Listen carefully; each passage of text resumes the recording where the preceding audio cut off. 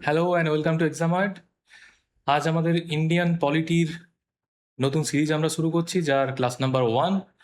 এবং আজকের টপিক হলো historical background of Indian constitution, অর্থাৎ ভারতীয় সংবিধানের ঐতিহাসিক প্রেক্ষাপট। চলো দেখে নেওয়া যাক কি আছে এই টপিকে। প্রথমে আমরা যেটা দেখব যে British arrived in India in the early 17th century, অর্থাৎ 1600 খ্রিস্টাব্দের ঠিক পরেই ভারতবর্ষে ইস্ট ইন্ডিয়া কোম্পানি, এক্সাক্ট সালটা হলো 1608 খ্রিস্টাব্দে, ইস্ট ইন্ডিয়া কোম্পানি সুরাট বন্দরে এসে উপস্থিত হয় বাণিজ্য করার লক্ষ্য নিয়ে। এবং এই কোম্পানি অ্যাকচুয়ালি তৈরি হয়েছিল 1600 খ্রিস্টাব্দে, ইংল্যান্ডে প্রতিষ্ঠিত হয়। এরপর যে আমরা বেশ কিছু ঘটনাক্রম আমাদের দেশের ইতিহাসে ঘটেছিল আমরা জানি, এবং তার মধ্যে সব থেকে গুরুত্বপূর্ণ এক সাল হলো 1770 সাল। 1770 সালে কি হয় না, বাংলায় এক চরম দুর্ভিক্ষ দেখা দেয়, এবং যেটা ছিল মেনলি ম্যানমেড, ইংরেজ ইস্ট ইন্ডিয়া কোম্পানির দ্বারা তৈরি, এবং যার ফলে প্রায় 1 কোটি বাঙালি মারা যায়। তো সেই 1770-এর যে মন্বন্তর বা দুর্ভিক্ষ, যাকে 76-এর মন্বন্তরও বলা হয়, সেই ঘটনার পর ব্রিটিশ পার্লামেন্ট ইস্ট ইন্ডিয়া কোম্পানির মাধ্যমে ভারতবর্ষে শাসনের জন্য বেশ কিছু আইন প্রণয়ন করেছিল। তো সেই আইনগুলোকেই আমরা 1773 থেকে 1858 পর্যন্ত এই ফেজে যে সমস্ত আইন প্রণীত হয়েছিল সেগুলোকে আমরা কোম্পানি রুল বলে এই পুরো ফেজটাকে বলছি। এবং এই সময় যে আইনগুলো প্রচলিত বা প্রণীত হয়েছিল সেই আইনগুলো সম্বন্ধে আমরা ইন ডিটেলস পরে পড়বো। তো এর পরের যে ফেজ 1858 থেকে 1947, ঠিক এর মাঝে যে ইম্পর্টেন্ট এক সাল হলো 1857, 1857 সাল। আমরা জানি এই সময় সিপাই মিউটিনি বা সিপাই বিদ্রোহ হয়, যেটাও একটা ল্যান্ডমার্ক ইনসিডেন্ট ভারতের ইতিহাসে, এবং যার পর আবার ব্রিটিশ পার্লামেন্টের টনক নড়ে এবং তাদের মনে হয় যে নিশ্চয়ই কোনো কিছু একটা ভুলভ্রান্তি হচ্ছে, এবং এখানে যতটা না ভারতীয়দের কথা ভেবে আইন ব্যবস্থায় পরিবর্তন আনা হয়েছিল, তার থেকেও বেশি নিজেদের অস্তিত্ব ভারতবর্ষে টিকিয়ে রাখার লক্ষ্য নিয়ে ব্রিটিশ পার্লামেন্ট ক্রাউন রুল চালু করলো। অর্থাৎ এরপর আর ইস্ট ইন্ডিয়া কোম্পানির কোনো ভূমিকা থাকলো না ভারত শাসনের ক্ষেত্রে, পুরোপুরি ডিরেক্টলি ব্রিটিশ ক্রাউন অর্থাৎ ব্রিটিশ মোনার্ক বা কুইন এরপর ভারতের শাসনের ভার নিজের হাতে তুলে নিলেন। তো এই পুরো ফেজটাকে, অর্থাৎ 1858 থেকে 1947, এই ফেজটাকে আমরা ক্রাউন রুল বলে জানবো। তো চলো নেক্সট আমরা যে কোম্পানি রুল বললাম 1773 টু 1858, এই ফেজে যে সমস্ত আইনগুলো ইস্ট ইন্ডিয়া কোম্পানির মাধ্যমে ব্রিটিশ পার্লামেন্ট ভারতে চালু করেছিল বা ইমপ্লিমেন্ট করেছিল সেগুলো সম্বন্ধে আমরা জানবো। তো কি কি আইন এখানে এসেছিল? প্রথমত 1773 রেগুলেশন অ্যাক্ট অফ 1773, এবং এরপর পিটস ইন্ডিয়া অ্যাক্ট অফ 1784, এবং তারপর চার্টার অ্যাক্ট অফ 1813। এর মাঝেও বেশ কিছু আইন এসেছে, যেমন এর আগে চার্টার অ্যাক্ট অফ 1793 ছিল, যেটা আমাদের কাছে এখানে ইম্পর্টেন্ট নয় বলে আমরা উল্লেখ করিনি, বাট ফার্স্ট চার্টার অ্যাক্ট কিন্তু 1793-তে এসেছিল। এরপর চার্টার অ্যাক্ট আসে 1833-তে, এবং তারপর এবং লাস্ট চার্টার অ্যাক্ট আসে 1853-তে। এবং দেখলে এখানে একটা রিলেশন তোমরা খুঁজে পাবে, 1793 এর 20 বছর পর আসে দ্বিতীয় চার্টার অ্যাক্ট, যেটা আমাদের এখানে উল্লেখ আছে চার্টার অ্যাক্ট অফ 1813, এবং তারও 20 বছর পর আমরা দেখতে পাচ্ছি 1833-তে পরের চার্টার অ্যাক্ট আসে, এটা থার্ড চার্টার অ্যাক্ট, এবং লাস্ট এবং ফোর্থ চার্টার অ্যাক্টটা আসে তারও 20 বছর পর। তো এই তথ্যটা আমরা এখানে মাথায় রাখবো। এই আইনগুলো এসেছিল কোম্পানি শাসনকালে, যাকে আমরা কোম্পানি রুল বলছি। এরপরে চলে যাব আমরা ক্রাউন রুলে কি কি ইম্পর্টেন্ট আইন, কমিশন এবং প্ল্যান এগুলো এসেছিল সেগুলো আমরা দেখবো এখানে। প্রথমেই যেটা এসেছিল তা হলো গভর্নমেন্ট অফ ইন্ডিয়া অ্যাক্ট 1858, আমরা ইন ডিটেলস একটু পরে এর সম্বন্ধে জানবো। এরপরে আসে ইন্ডিয়ান কাউন্সিল অ্যাক্ট 1909, তারপর আসে গভর্নমেন্ট অফ ইন্ডিয়া অ্যাক্ট 1919, এরপরে আসে সাইমন কমিশন, ইম্পর্টেন্ট। নেক্সট আমরা চলে যাবো, এরপর দেখবো গভর্নমেন্ট অফ ইন্ডিয়া অ্যাক্ট 1935, এবং তারও পরে আসে ক্যাবিনেট মিশন প্ল্যান। এগুলো সম্বন্ধে আমরা এর পরেই ইন ডিটেলস জানবো। চলো দেখে নেওয়া যাক। আমরা যে কোম্পানি রুল অর্থাৎ 1773 থেকে 1858 এর পিরিয়ডে যে আইনগুলোর কথা বলেছিলাম, তার মধ্যে প্রথম আইন ছিল রেগুলেশন অ্যাক্ট অফ 1773। তো সেই আইন সম্বন্ধে আমরা কিছু তথ্য এখানে দেখবো। যেমন প্রথমেই বলা হচ্ছে কি না, for the first time this act recognised the political and administrative function of the company. এতদিন পর্যন্ত কোম্পানি জাস্ট একটা বাণিজ্যিক সংস্থাই ছিল আইনগতভাবে, অ্যাটলিস্ট ব্রিটিশ পার্লামেন্টের নজরে। তো সেক্ষেত্রে তারা বাণিজ্য তো করতো, কিন্তু লাগাম ছাড়া ভাবে তারা কর বসিয়ে বিভিন্নভাবে এখানে মানুষজনের উপর অত্যাচার করতো এবং একরকম কাইন্ড অফ এক্সটর্শন চালাতো, এবং যার ফল হেতুই 1770 সালের বাংলার মন্বন্তর। তো স্বাভাবিকভাবেই তারপর মনে হলো ব্রিটিশ পার্লামেন্টের যে না, ইস্ট ইন্ডিয়া কোম্পানি শুধুমাত্র বাণিজ্যিক সংস্থা নয়, তার কিছু রাজনৈতিক কারখানাও বা কার্যকলাপ এই দেশের মাটিতে অর্থাৎ ভারতবর্ষে তারা করছে, এবং অ্যাডমিনিস্ট্রেটিভ কিছু ফাংশনও আছে, সেগুলোকে রেকগনাইজ করা উচিত। তাই 1773 সালের আইনের প্রথম গুরুত্বপূর্ণ বৈশিষ্ট্য এটাই। এবং নেক্সট কি বলা হচ্ছে না, it designated the governor of Bengal as the governor general of Bengal. অর্থাৎ এতদিন পর্যন্ত ইস্ট ইন্ডিয়া কোম্পানির একটি বিশেষ পদ যার নাম ছিল গভর্নর অফ বেঙ্গল, তাকে এই পার্টিকুলার আইন অর্থাৎ 1773 রেগুলেশন অ্যাক্টের মাধ্যমে চেঞ্জ করে করা হলো গভর্নর জেনারেল অফ বেঙ্গল। এবং প্রথম গভর্নর জেনারেল অফ বেঙ্গল কে হলেন না, লর্ড ওয়ারেন হেস্টিংস। তো এই প্রসঙ্গে প্রশ্ন তো আসতেই পারে যে who was the first governor general of Bengal, কিন্তু তার পাশাপাশি এটাও প্রশ্ন আসে who was the last governor of Bengal under East India Company. সেক্ষেত্রে আমরা বলতেই পারি যে Lord Warren Hastings was the last governor of Bengal under East India Company, কারণ উনি ছিলেন লাস্ট গভর্নর অফ বেঙ্গল যখন এই 1773 আইন আসছে, যার ফলে উনি আবার এই পদটার যেহেতু ডেজিগনেশন চেঞ্জ হওয়ার পর উনি হয়ে গেলেন first governor general of Bengal.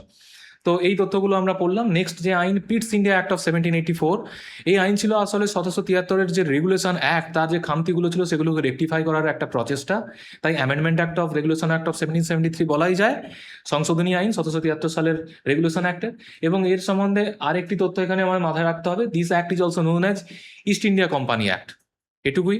এর পরের যে আমরা আইন সম্বন্ধে পড়বো, দ্য চার্টার অ্যাক্ট অফ 1813। আমরা আগেই বললাম যে এটা কিন্তু প্রথম চার্টার অ্যাক্ট ছিল না, প্রথম চার্টার অ্যাক্ট ছিল 1793-তে, এটা ছিল সেকেন্ড চার্টার অ্যাক্ট 20 বছর পর। এবং প্রত্যেকটা যে 4টে চার্টার অ্যাক্ট ভারতের ইতিহাসে ব্রিটিশরা নিয়ে এসেছিলেন তার প্রত্যেকের মধ্যে গ্যাপ ছিল 20 বছরের। তো এই চার্টার অ্যাক্ট সম্বন্ধে আমরা জানবো, it ended East India Company's monopoly of trade. এতদিন পর্যন্ত ব্রিটিশ কোম্পানি হিসাবে, ইউনাইটেড কিংডম থেকে আসা কোম্পানি হিসাবে একমাত্র কোম্পানি ইস্ট ইন্ডিয়া কোম্পানি ভারতবর্ষে বাণিজ্য করার একচেটিয়া অধিকার ভোগ করত। তো সেখানে লাগাম পড়লো। তবে একটা এক্সেপশন এখানে ছিল, সেটা হলো ট্রেড ইন টি। এই আইন তো monopoly of trade east India কোম্পানির শেষ করলো, অ্যাবলিশ করলো, কিন্তু অ্যাকসেপ্ট ট্রেড ইন টি, চা ব্যবসার ক্ষেত্রে কিন্তু বা বাণিজ্যের ক্ষেত্রে ইস্ট ইন্ডিয়া কোম্পানি একচেটিয়া সুবিধা ভোগ করতে থাকলো এই আইন, অর্থাৎ 1813 চার্টার অ্যাক্টে কার্যকর হওয়ার পরেও। নেক্সট যে আমরা টপিক বা অ্যাক্ট সম্বন্ধে পড়বো তা হলো চার্টার অ্যাক্ট অফ 1833। এখানে কি ঘটলো না, change the designation of governor general of Bengal to governor general of India. তাহলে আমরা অলরেডি দেখেছিলাম 1773 সালে আইনের মাধ্যমে গভর্নর অফ বেঙ্গলকে চেঞ্জ করে করা হয়েছিল গভর্নর জেনারেল অফ বেঙ্গল, কিন্তু সেই গভর্নর জেনারেল অফ বেঙ্গল পোস্টারই নাম চেঞ্জ করে এখন করা হচ্ছে কি না, গভর্নর জেনারেল অফ ইন্ডিয়া। এবং কে হলেন প্রথম governor general of India? Lord William Bentinck. তো সেক্ষেত্রে আমরা একই রকমভাবে বলতে পারি last governor general of Bengal কে ছিলেন না, লর্ড উইলিয়াম বেন্টিং ছিলেন। নেক্সট আমরা চলে যাব charter act of 1853। This was the last charter act. এবং এখানে যেটা বলা আছে, it introduce civil services exam in India and Indian were also allowed to take part in this examination. তো যেটা ঘটতো এতদিন কি তাহলে সিভিল সার্ভেন্ট বলে কেউ ছিল না ইস্ট ইন্ডিয়া কোম্পানির রাজত্বে? ছিল নির্ঘাত। এবং তারা ছিলেন অ্যাকচুয়ালি কোম্পানির যে সমস্ত কর্মকর্তা ছিলেন তাদের আত্মীয় পরিজন, বন্ধু বান্ধব, এনারাই। অর্থাৎ কোনো ওপেন কম্পিটিটিভ এক্সাম বা কিছু ছিল না যার মাধ্যমে সিভিল সার্ভিসে জয়েন করা যেত বা যোগদান করা যেত। এই 1853 চার্টার অ্যাক্ট সেই প্রভিশন নিয়ে আসলো এবং ভারতীয়দেরকেও এই সিভিল সার্ভিস পরীক্ষায় অংশগ্রহণের সুযোগ দেওয়া হলো। তাহলে এই পর্যন্ত ছিল আমাদের অ্যাকচুয়ালি কোম্পানি রুল, অর্থাৎ 1773 টু 1858। এই পিরিয়ডে ইস্ট ইন্ডিয়া কোম্পানির মাধ্যমে যে সমস্ত আইন ব্রিটিশ পার্লামেন্ট ভারতে লাগু করেছিল সেগুলো সম্বন্ধে আমরা কম বেশি তথ্য এখানে জানলাম। নেক্সট আমরা পড়বো কি না, ক্রাউন রুল সম্বন্ধে 1858 টু 1947, অর্থাৎ স্বাধীনতার প্রাক্কাল পর্যন্ত যে সমস্ত আইন ব্রিটিশরা ডিরেক্ট এখানে ব্রিটিশ মোনার্কের ছত্রছায়ায় ইমপ্লিমেন্ট করেছিলেন। তো প্রথম যে আইনের কথা আমরা এখানে দেখছি, গভর্নমেন্ট অফ ইন্ডিয়া অ্যাক্ট 1858। এর সম্বন্ধে যেটা প্রথম তথ্য খুবই গুরুত্বপূর্ণ, east India company was abolished. East India কোম্পানির তাহলে যে পলিটিক্যাল এবং অ্যাডমিনিস্ট্রেটিভ ফাংশনের কথা অলরেডি 1773 এর রেগুলেশন অ্যাক্টের মাধ্যমে রেকগনাইজ করা হয়েছিল, তাকে কিন্তু এখানে নস্যাৎ করা হলো, অর্থাৎ ইস্ট ইন্ডিয়া কোম্পানির এই ধরনের আর কোনো ফাংশনালিটি থাকলো না।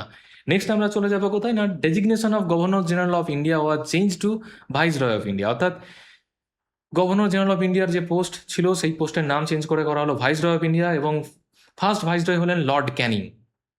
এই প্রসঙ্গে একটা তথ্য বলতে হয় যে এই লর্ড ক্যানিং তাহলে নির্ঘাত ছিলেন ব্রিটিশ রাজত্বকালে, অর্থাৎ পরাধীন ভারতবর্ষে ব্রিটিশ রাজত্বকালে ভারতবর্ষের last governor general of India. আমি এই কারণে এখানে ব্রিটিশ রাজত্বকালে কথাটার উপর বেশি করে গুরুত্ব দিতে চাচ্ছি, কারণ ভারত স্বাধীন হওয়ার পরেও এই গভর্নর জেনারেল অফ ইন্ডিয়া পোস্টটাকে আবার ফিরিয়ে আনা হয়েছিল, এবং স্বাধীন ভারতবর্ষের প্রথম গভর্নর জেনারেল অফ ইন্ডিয়া হয়েছিলেন লর্ড মাউন্টব্যাটেন, এবং পরবর্তীকালে একজন ভারতীয় এবং only Indian to hold this office was Chakraborty রাজা গোপালাচারী। এবং যাকে রাজাজি বলে আমরা জানি, আমরা ইতিহাসে ইন ডিটেলস এই সম্বন্ধে পড়ব। তো সেই কারণেই যদি ভারতবর্ষের শেষ গভর্নর জেনারেল অফ ইন্ডিয়া বলা হয়, সেক্ষেত্রে কিন্তু চক্রবর্তী রাজা গোপালাচারীর নাম নিতে হবে। এবং স্বাধীন ভারতবর্ষের প্রথম গভর্নর জেনারেল অফ ইন্ডিয়া বললে সেক্ষেত্রে আমাদেরকে লর্ড মাউন্টব্যাটেনের নাম নিতে হবে। কিন্তু এখানে আমরা যেটা দেখছি না, পরাধীন ভারতবর্ষে ব্রিটিশ রাজত্বকালে last governor general of India ছিলেন লর্ড ক্যানিং, যিনি পরবর্তীকালে ফার্স্ট ভাইসরয় অফ ইন্ডিয়া হলেন। নেক্সট আমরা চলে যাব কোথায় না, ইন্ডিয়ান কাউন্সিল অ্যাক্ট 1909 প্রসঙ্গে আমরা দেখবো এখানে কি ঘটেছিল না। This act also known as মরলে মিন্টো রিফর্মস। মরলে মিন্টো এই নাম কেন নেওয়া হচ্ছে? মরলে অ্যাকচুয়ালি তৎকালীন secretary of state for India ছিলেন, ইনি একজন ব্রিটিশ এমপি, এবং মিন্টো ছিলেন তাদের ভাইসরয় অফ ইন্ডিয়া। সেই জন্য দুজনের নাম থেকে মরলে মিন্টো এই রিফর্মস এই নাম দেওয়া হয়েছে। এবং এই আইনে কি ঘটলো, এই particular Indian council act 1909 it introduced communal electorate in India. এই প্রসঙ্গে একটা তথ্য দিয়ে রাখতে হয় যে কেন্দ্রীয় যে লেজিসলেটিভ বডি ভারতবর্ষের, যে সেন্ট্রাল লেজিসলেটিভ বডি, সেখানে কিন্তু ইতিপূর্বেই ভারতীয়দের কিছু প্রতিনিধিত্ব এখানে সুযোগ দেওয়া হয়েছিল, ভারতীয় প্রতিনিধিরা এখানে যোগ দিতে পারছিলেন আইনসভায়। তো কালীন যে লেজিসলেটিভ বডি, এবং সেই লেজিসলেটিভ বডিতে এখানে দেখতে পাচ্ছি আমরা কমিউনাল ইলেক্টরেট ইন্ট্রোডিউস করা হচ্ছে। কমিউনাল ইলেক্টরেট কথার অর্থ হলো ধর্মের ভিত্তিতে প্রতিনিধিত্বের অধিকার। তো সেক্ষেত্রে আমরা দেখলাম পরাধীন ভারতবর্ষে 1909 এই ইন্ডিয়ান কাউন্সিল অ্যাক্টের মাধ্যমে সংখ্যালঘুদের জন্য মেনলি কমিউনাল ইলেক্টরেটের প্রভিশন এখানে ইন্ট্রোডিউস করা হলো সেন্ট্রাল লেজিসলেটিভ বডিতে। নেক্সট আমরা চলে যাবো কোথায় না, government of India 1919 it came into force in 1921। 1919-এর আইন কিন্তু সেটা 2 বছর পর অর্থাৎ 1921-এ কার্যকরী হয়। This act is also known as Montagu Chelmsford reform. ঠিক একইভাবে মন্টেগু ছিলেন the then secretary of state for India, and Chelmsford ছিলেন তৎকালীন ভাইসরয় অফ ইন্ডিয়া। তো তাদের দুজনের নাম থেকে মন্টেগু চেমসফোর্ড রিফর্মস এই নাম নেওয়া হয়েছে। Third of all, this act divided provincial subjects into 2 parts, reserved and transferred. এই বিষয়ে বিস্তারিত বলার আগে যেটা বলে নেওয়া উচিত যে এই সময় কিন্তু ভারতবর্ষে 11টি প্রভিন্স ছিল, 11 প্রভিন্সেস আর দেয়ার। তো সেই প্রভিন্স অ্যাকচুয়ালি বর্তমান যে রাজ্য আমরা বলতে বুঝি, সেই রাজ্যের অ্যানালগাস একটা ফর্ম। এই 11টা প্রভিন্সের প্রত্যেক প্রভিন্সে একটি করে লেজিসলেটিভ বডি ছিল, অর্থাৎ আইন প্রণয়ন করার জন্য ওই পার্টিকুলার প্রভিন্সের লোকজনদের জন্য, মানুষজনের শাসনের জন্য যে আইন, সেই আইন ওই লেজিসলেটিভ বডি, প্রভিন্সিয়াল লেজিসলেটিভ বডির দ্বারা এনফোর্সড হতো। তো একইভাবে সারা ভারতবর্ষে আইন প্রণয়ন করার জন্য কেন্দ্রীয়ভাবে সেন্ট্রাল লেজিসলেটিভ বডি ছিল সেই সময়। তো যাতে বর্তমানেও যেমন আমরা জানি যে সেন্ট্রাল যে গভর্নমেন্ট বা সেন্ট্রাল যে পার্লামেন্ট, ভারতের যে পার্লামেন্ট সংসদ, এবং রাজ্যগুলোতে যে বিধানসভাগুলো আছে, তো সেক্ষেত্রে তাদের দুজনেরই যেহেতু আইন তৈরি করার ক্ষমতা আছে, সেক্ষেত্রে তাদের মধ্যে যাতে কনফ্লিক্ট না তৈরি হয়, সেই কারণেই একটা লিস্ট তৈরি করে দেওয়া একান্তই জরুরি যে কেন্দ্র কোন কোন বিষয়ে আইন প্রণয়ন করবে এবং রাজ্য কোন কোন বিষয়ে আইন প্রণয়ন করবে। ঠিক একইভাবে তৎকালীন সময়ে যে সেন্ট্রাল লেজিসলেটিভ বডি ছিল এবং প্রভিন্সিয়াল যে লেজিসলেটিভ বডিগুলো ছিল, তাদের যাতে আইন প্রণয়নের ক্ষেত্রে কোনো রকম বাধা বিপত্তি না তৈরি হয়, অর্থাৎ যাতে কনফ্লিক্ট অফ ইন্টারেস্ট না হয়, সেই কারণেই কিছু সেন্ট্রাল লিস্ট অফ সাবজেক্ট ছিল যেগুলোতে সেন্ট্রাল লেজিসলেটিভ বডি আইন প্রণয়ন করতে পারতো সারা দেশের মানুষের জন্য, সারা দেশব্যাপী যা কার্যকরী হতো। একইভাবে প্রভিন্সগুলোতে, তৎকালীন বর্তমানের রাজ্য তৎকালীন সময়কার প্রভিন্সগুলোতেও প্রভিন্সিয়াল লেজিসলেটিভ বডি ছিল যারা আইন প্রণয়ন করতে পারতো, এবং তাদের জন্য একটা লিস্ট রাখা ছিল, যেই লিস্টের নাম হলো প্রভিন্সিয়াল লিস্ট অফ সাবজেক্টস।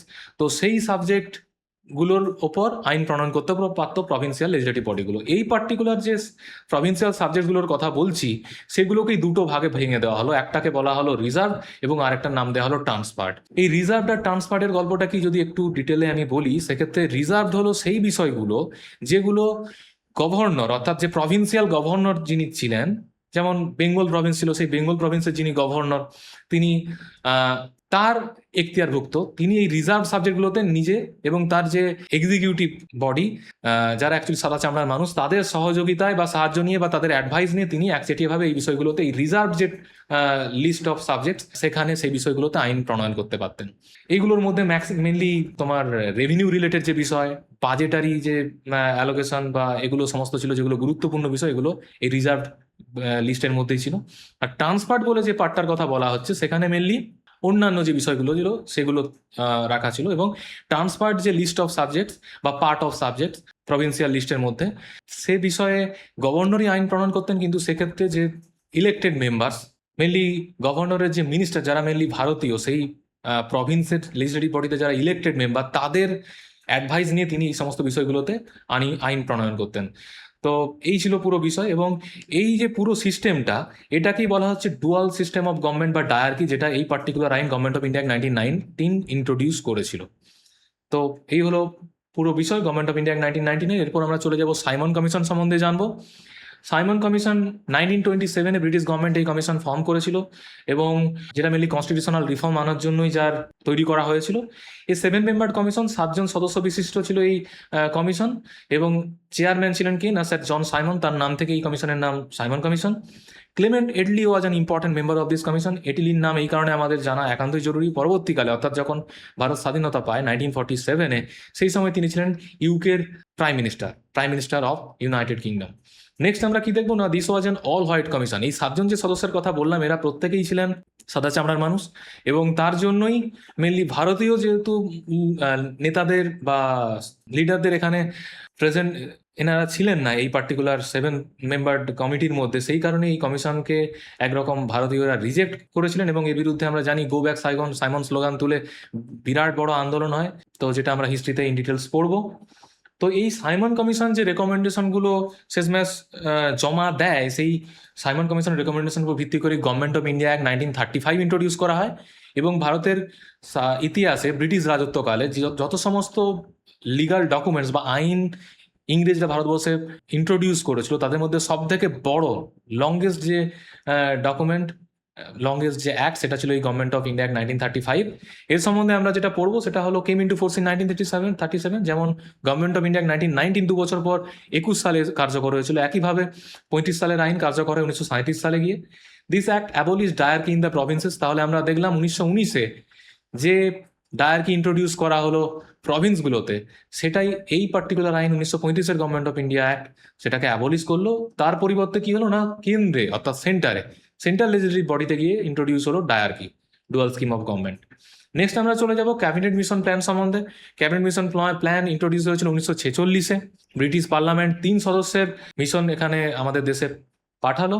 তার উদ্দেশ্য ছিল মেনলি কিভাবে ক্ষমতার হস্তান্তর করা যায়, ভারতীয়দের হাতে ভারতের শাসনভার তুলে দেওয়া যায়, এবং ভারতীয়দের যে লং পেন্ডিং ডিমান্ড, যে সংবিধান প্রণয়নের জন্য যে ইন্ডিয়ান কনস্টিটিউয়েন্ট অ্যাসেম্বলি তৈরি করার যে প্রয়োজনীয়তা তারা বারবার অনুভব করেছিল এবং সেটা আবেদন হিসাবে জানিয়েছিল, সেটাকে কিভাবে কার্যকর করা যায় এই বিষয়ে আলোচনা করার জন্যই 3 কমিটির এই মিশন, যেখানে ছিলেন লর্ড প্যাথিক লরেন্স, তিনি ছিলেন চেয়ারম্যান, এছাড়া ছিলেন এভি আলেকজান্ডার এবং স্যার স্ট্যাফোর্ড ক্রিপস। এই নামগুলো ইম্পর্টেন্ট, এখান থেকে প্রায়শই কোশ্চেন আসে, দেখবে প্রিভিয়াস ইয়ার ফলো করলেও দেখতে পাবে এই ধরনের প্রশ্ন আছে, হু among the following was not a member of the cabinet mission plan. তাহলে এই 3 জনের নাম থাকবে, পাশাপাশি আরও একটা নাম থাকবে যেটাই অ্যাকচুয়ালি আমাদের আনসার হবে, হু ওয়াজ নট এ মেম্বার। তো সেক্ষেত্রে চতুর্থ কোনো নাম থাকলে সেটা অ্যাকচুয়ালি তিনি সদস্য ছিলেন না। তো এই ছিল ক্যাবিনেট মিশন প্ল্যান। এই পর্যন্ত তাহলে আমরা যা পড়লাম সেগুলো অ্যাকচুয়ালি একদম 1773 থেকে শুরু করে 1858 পর্যন্ত যত সমস্ত আইন, সবগুলো হয়তো বা পড়লাম না, but most important acts and plan and commission, সব সম্বন্ধে আমরা এগুলো সম্বন্ধে পড়লাম, যেগুলো আমাদের সংবিধান তৈরির ক্ষেত্রে যাদের হয়তো বা কোনো না কোনো জায়গায় ভূমিকা ছিল। তো এরপর আমরা দেখব কি না ভারতের সংবিধানের যে প্রস্তুতি, মেকিং অফ ইন্ডিয়ান কনস্টিটিউশন। 1935 সালে প্রথম ইন্ডিয়ান ন্যাশনাল কংগ্রেস, ভারতের যে জাতীয় কংগ্রেস, দাবি জানিয়েছিল যে কনস্টিটিউয়েন্ট অ্যাসেম্বলি আমাদের তৈরি করতে দেওয়া হোক, ভারত শাসন করার জন্য যে আইন অর্থাৎ ইন্ডিয়ান কনস্টিটিউশন, ভারতের সংবিধান, সেটা তৈরি হওয়া উচিত ভারতীয়দের দ্বারাই। এই দাবি নিয়ে প্রথম ইন্ডিয়ান ন্যাশনাল কংগ্রেস অর্থাৎ আইএনসি 1935 সালে ব্রিটিশদের কাছে দাবি দেওয়া পেশ করে, এবং 1940 সালে গিয়ে সেই দাবিকে অফিসিয়ালি অ্যাকসেপ্ট করে ব্রিটিশ গভর্নমেন্ট।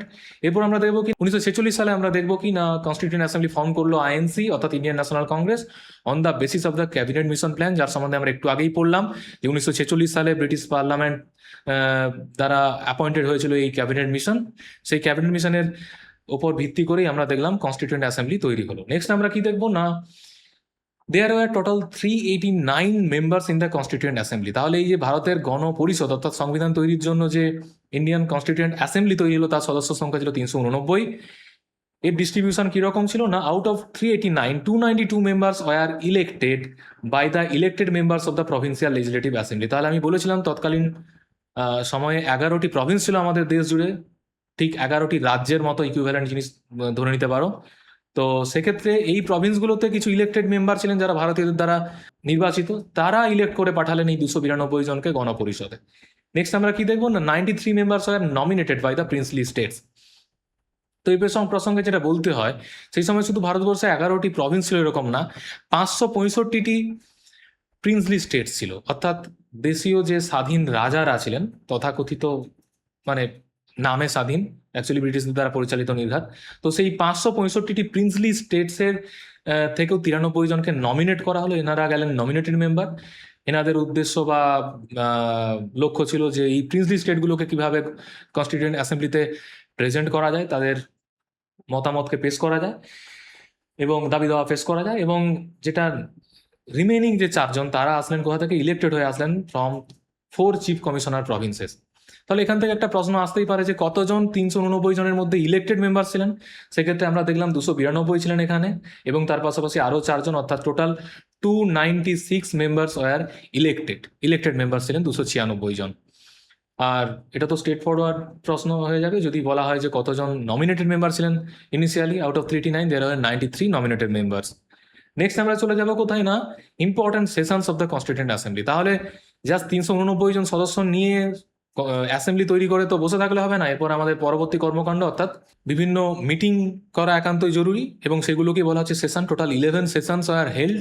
ভারতের সংবিধান প্রস্তুত করার জন্য 11টা সেশন হয়েছিল এই কনস্টিটিউয়েন্ট অ্যাসেম্বলি, যাদের মধ্যে ইম্পর্টেন্ট কয়েকটা সেশন, ফার্স্ট সেশন থেকে আপ টু 5th সেশন সম্বন্ধে আমরা এই ডিটেলস জানবো। তো সেখানে ফার্স্ট সেশন সম্বন্ধে আমরা যেটা দেখবো, যেই সেশন অনুষ্ঠিত হয়েছিল, এর ফার্স্ট মিটিং এই সেশনের প্রথম দিন মিট করেছিলেন 9th of December 1946-এ দিল্লিতে কনস্টিটিউশন হলে। নেক্সট আমরা দেখবো কিনা Sachchidananda Sinha was elected as temporary president of the assembly. প্রথম দিন যখন মিট করলেন, সেখানে তো কাউকে প্রিসাইড ওভার করতে হবে সেই মিটিংটা, যাতে একজন পার্মানেন্ট প্রেসিডেন্টও ইলেক্ট করা যায় ভোটাভুটির মাধ্যমে।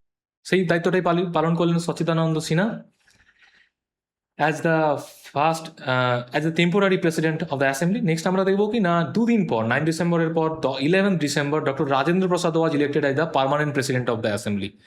পার্মানেন্ট প্রেসিডেন্ট হিসাবে ইলেক্টেড হলেন ডক্টর রাজেন্দ্র প্রসাদ, এবং পরবর্তীকালে আমরা জানি স্বাধীন ভারতবর্ষের প্রথম প্রেসিডেন্টও হন ডক্টর রাজেন্দ্র প্রসাদ। নেক্সট আমরা কি দেখবো না, B N. Rao was appointed as the adviser of the assembly. প্রায়শই প্রিভিয়াস ইয়ার ফলো করলে দেখবে এই প্রশ্ন এসেছে, who was appointed as the adviser of the constituent assembly, then it will be B N. রাও।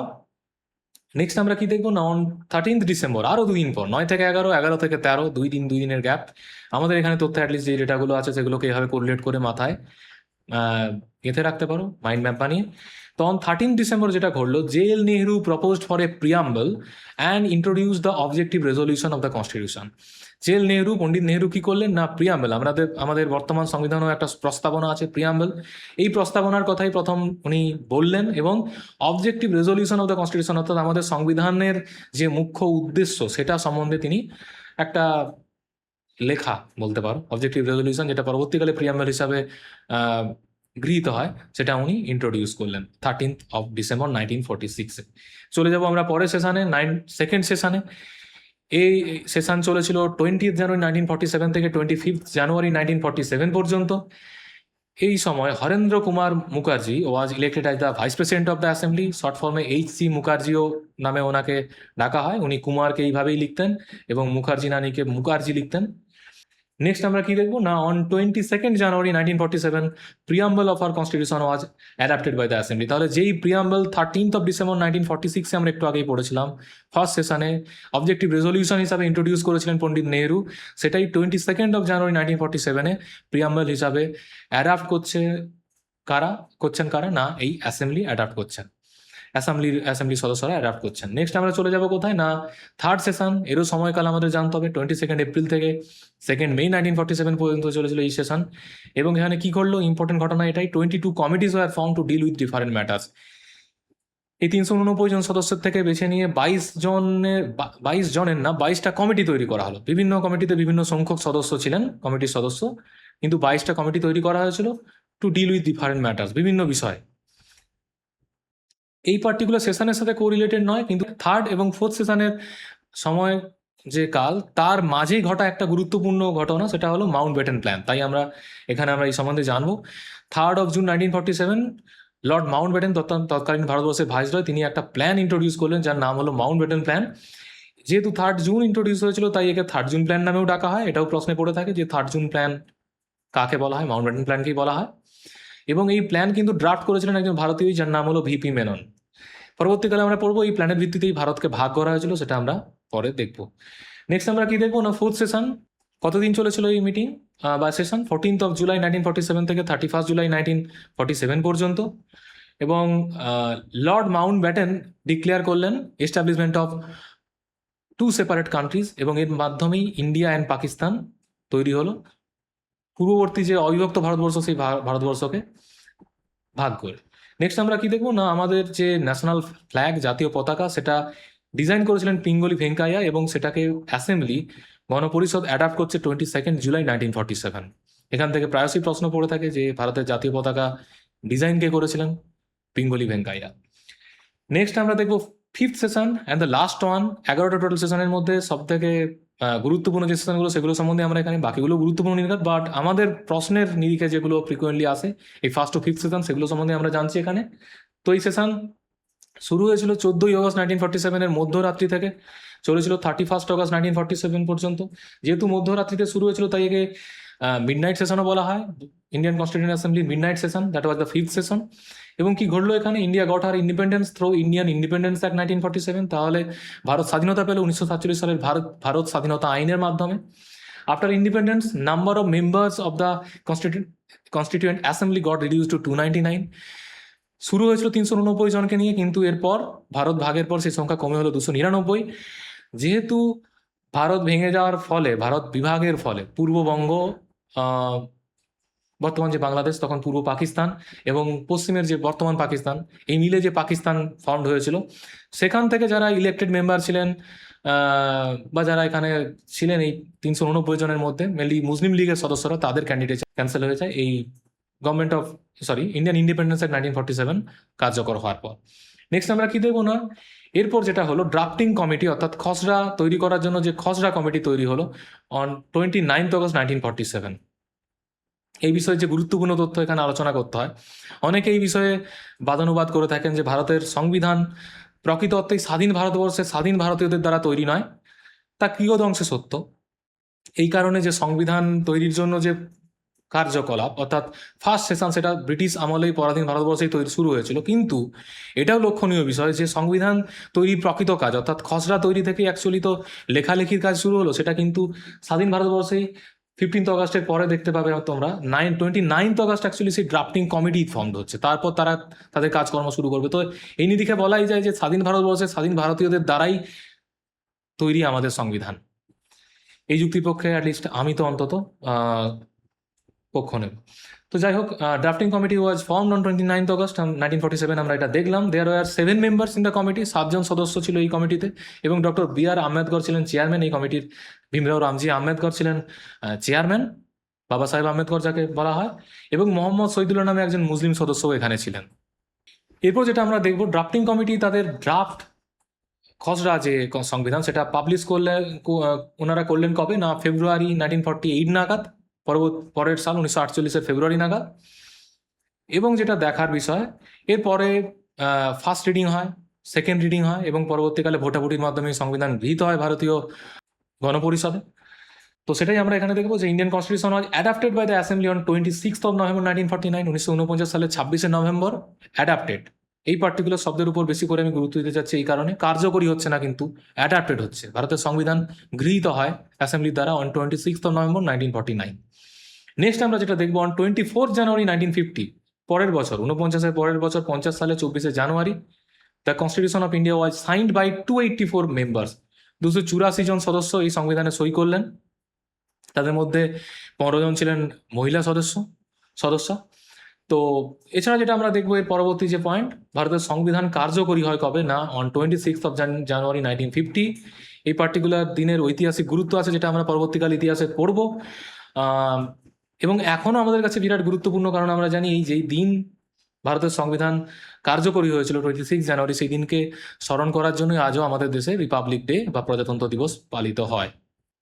এরপর যে আমরা তথ্য পড়ব, সেটা হলো ভারতের সংবিধানের স্ন্যাপশট বলা যায়। ভারতের সংবিধান যখন গৃহীত হয় at the time of adoption of our constitution, that was 26 November 1949, সেই সময় সংবিধানের কি রূপ ছিল বা কি কি সেখানে তার মধ্যে কতগুলো আর্টিকেল, পার্ট, শিডিউল ছিল, এবং বর্তমানে কি অবস্থা, সেটা আমরা দেখে নেব।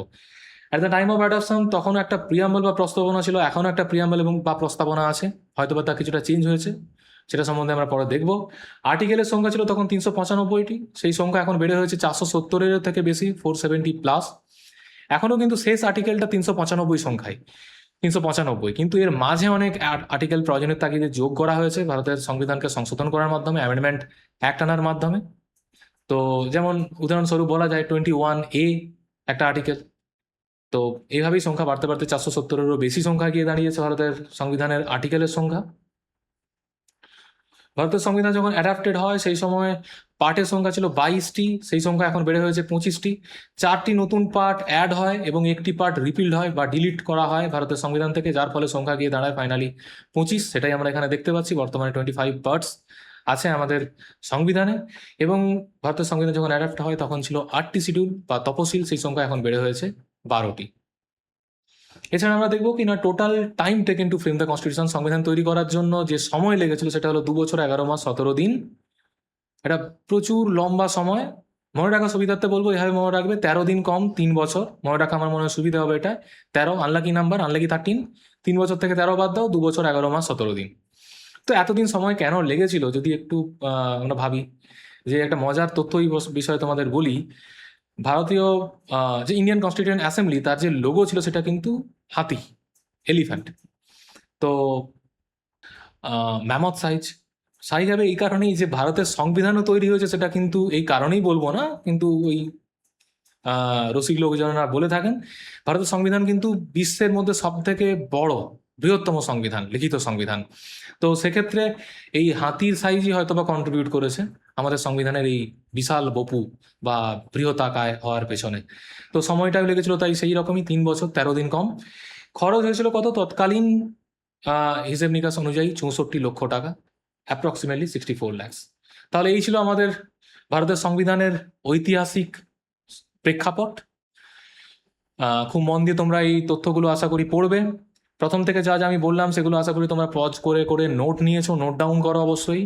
না করলে আবার ফিরে গিয়ে স্ন্যাপশট নিয়ে নোট ডাউন করতে পারো, নোট তৈরি করে নাও, নিজের ভাষায় নিজের খাতায় লিখে রাখলে পরে সেগুলো পড়তে সুবিধা হবে এবং নির্ঘাত পরীক্ষার আগে এগুলোকে খুব দ্রুত রিভাইজ করতে পারবে। Previous year question paper follow করো, তাহলে ঠিকঠাক আইডিয়া হবে অ্যাকচুয়ালি কী ধরনের প্রশ্ন এখান থেকে এসে থাকে। এবং প্রিভিয়াস ইয়ার পড়ার পাশাপাশি গুরুত্বপূর্ণ আরেক রিসোর্স আমি তোমাদের রেকমেন্ড করবো, যেটা প্রায়শই আমি বলে থাকি, সেটা হলো লুসেন্টের যে অবজেক্টিভ জেনারেল নলেজ বইটি আছে, খুবই গুরুত্বপূর্ণ useful resource. Please refer it, follow it, এখান থেকে সমস্ত প্রবলেম সলভ করো। আজ এই পর্যন্তই। See you again, see you soon in the next video. Thank you, thanks for watching.